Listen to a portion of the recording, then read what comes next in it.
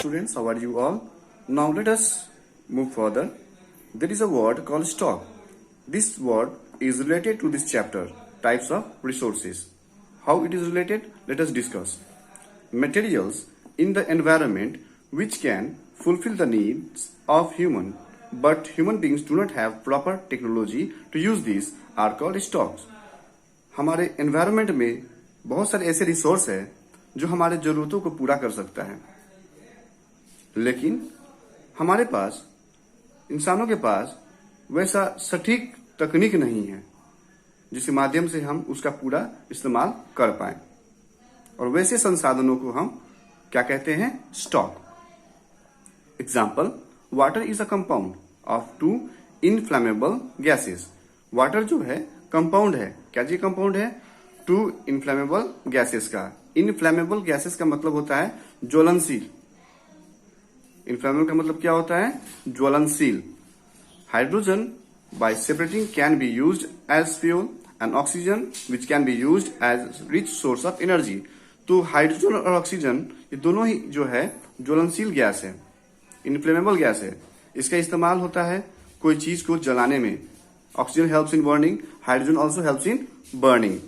So we can use it as a fuel, but we don't have the proper technology of separating this compound into hydrogen and oxygen.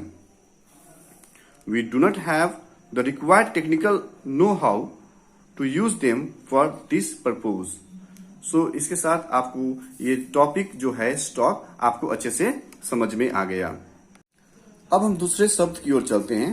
शब्द है reserves. Reserves का मतलब होता है सुरक्षित रखना. आखिर ये शब्द कैसे इस चैप्टर से रिलेटेड है? चैप्टर का नाम क्या है? Types of resources. आखिर चैप्टर से कैसे रिलेटेड है, हम उस बारे में हम लोग वर्णन करेंगे, चर्चा करेंगे. देखते हैं क्या लिखा हुआ है. Number 1, this are the sub part of the stock. ये जो है, इससे पहले हमने पढ़ा था स्टॉक के बारे में, उसी से ये भी रिलेटेड है. उसी का एक पार्ट है, सब पार्ट है. सब पार्ट क्यों है? Let us see. Which can be used with the help of existing technology. ये सब पार्ट इसलिए है क्योंकि ये रिजर्व जो है, ये अभी हमारे पास जो तकनीक है, टेक्नोलॉजी है, उसके माध्यम से हम क्या कर सकते हैं? उस रिसोर्स का इस्तेमाल कर सकते हैं. लेकिन but their use has not been started. लेकिन उसका इस्तेमाल अभी भी पूर्ण रूप से शुरू नहीं हुआ है, पूरा शुरू नहीं हुआ है. This can be used for future requirements. और इसका पूरा इस्तेमाल जो है हो सकता है आने वाले समय यानी भविष्य में हो. River water can be used for generating hydro electric power.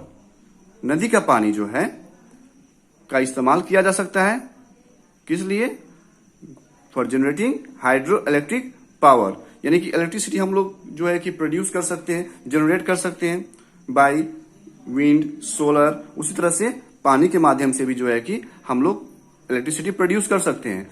So river water can also be used for generating hydro electric power, but presently it is utilised only to a limited extent.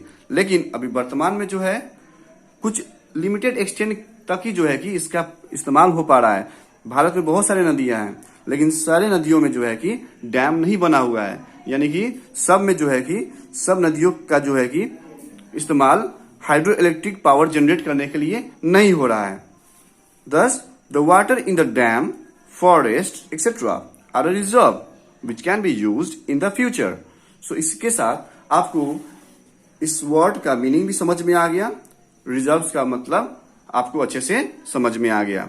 अगर आपको नहीं समझ में आया हो या कोई प्रकार का आपको असुविधा हो, प्रॉब्लम हो, तो आप जो है कि कमेंट लिखकर भेज सकते हैं.